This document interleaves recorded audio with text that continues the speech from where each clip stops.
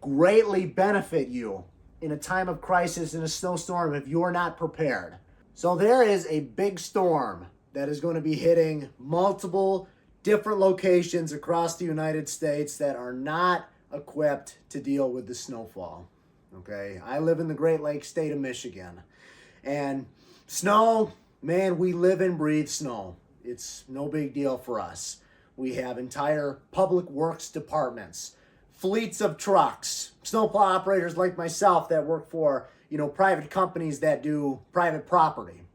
And then, of course, the public works departments, and everybody is very experienced on how to deal with the snow. But there are many people who are not, okay? So I want to give 5 tips in this video for surviving snow if you are very inexperienced. The first few tips here are going to really focus on your vehicle, okay? And this is the first piece of advice, okay, that has to do with your vehicle specifically, and that is keep a full tank of gasoline and never let your vehicle go below half a tank, okay? Because if you end up getting stranded, okay, you want to have the ability for your vehicle to remain running and not run out of gas, again, if you get stranded on the side of the road, God forbid. Another very important tip is actually making sure your exhaust is cleared. Let's say you run off the road and your exhaust is being blocked. It's extremely important that you get out and you clear that off so there's clear airflow. But aside from that, just making sure your vehicle never goes below half a tank of gas. Always keeping your vehicle with a full tank of gas is extremely important in a snow emergency. Okay, the second thing is not leaving the house without a fully charged cell phone. Okay, you want a fully charged cell phone. This goes hand in hand with the vehicle preparation of having a full tank of gas. Okay, have a fully charged cell phone. It's extremely important. Again, if you get stranded, God forbid, I hope this doesn't happen to you, okay? But if you get stranded, you need to make sure you have a fully charged cell phone so you can make calls, call for help. The third tip is going to be to stay calm. Let's say you do get stranded. The power goes out in your house. This is less like immediate action, but as things are happening, okay, remain calm, okay? Help is on the way, okay, even if it is a very dire circumstance. All right, there are people working on your behalf, and there are other people in your community that are also trying to help, and you yourself, you might be trying to help as well, but staying calm is a superpower in a time of crisis. If you are able to get your emotions in check and strategize and plan, all right, how are we going to get ourselves out of this situation? Staying calm is very important. Freaking out, not knowing what to do, going into a panic is never going to be beneficial to you. Staying calm is going to be extremely beneficial to you. Where am I at? How much snow is coming down? How much time do I have? Who is around me? Do I have cell service? Okay, who can I call? Stay calm. That is extremely important. Tip number 4 is stocking up on supplies. Now, unfortunately, it looks like there has been a panic that's been set in a lot of the states that are not prepared to deal with snowfall, and the shelves have been cleared out.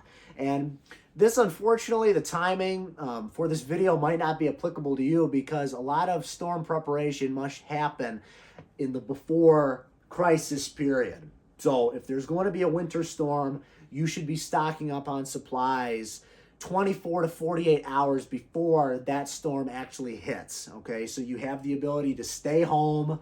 You guys that are gym rats, I know, you want to go through the blizzard, through the blistering cold, whiteout conditions to get to the gym. I get it. I implore you, just do a workout at home, okay? This is kind of beside the main point of this video, but if you are able to, prior planning is so incredibly important. So if you have the ability, 24 to 48 hours before a storm is supposed to hit, that is when you want to make your store run, get your gasoline for your vehicle, get your milk, your eggs, your soups. A lot of canned goods are really good in a snowstorm. Tip number 5 is a generator and a wood stove, okay? Let's say the power goes out. What is your immediate play going to be?